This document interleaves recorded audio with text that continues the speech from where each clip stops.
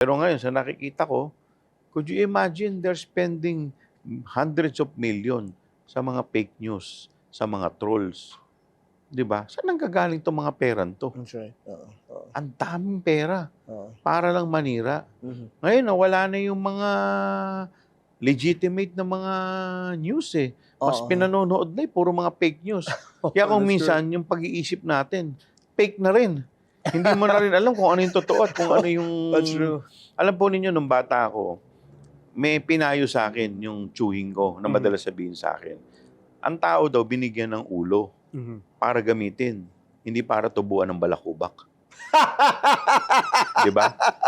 Kasi mapapakamot ka na lang sa Kaya hindi dapat lahat na nababasa natin, that's correct. paniwalaan na natin agad. Oo. Kailangan maging mapanuri tayo. Mhm. At tingnan din natin Mhm. kung ano totoo. Kagaya nito, Oo. ayan ang ebidensya, overflowing na. Mhm. And yet, you still justify. Mhm. Tina-justify mo pa rin. Mhm.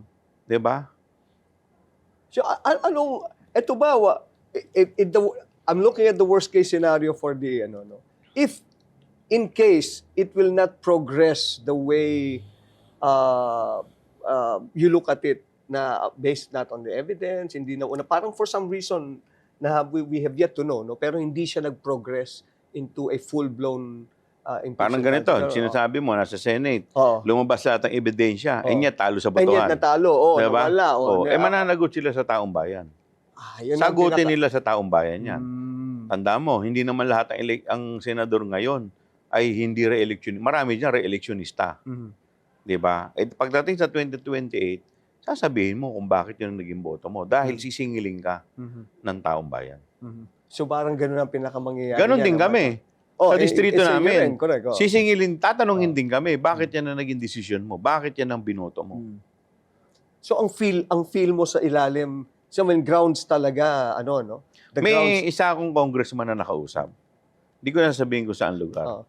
Sabi niya sa akin, before, dun sa first impeachment, kasi alam natin, very popular ang mga Duterte, di ba? Dami doon nagalit sa kanya, na constituents niya.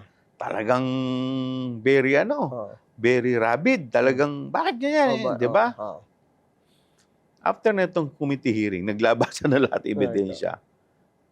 Kaya pala, sabi ng ganon. So ngayon, namulatan sila.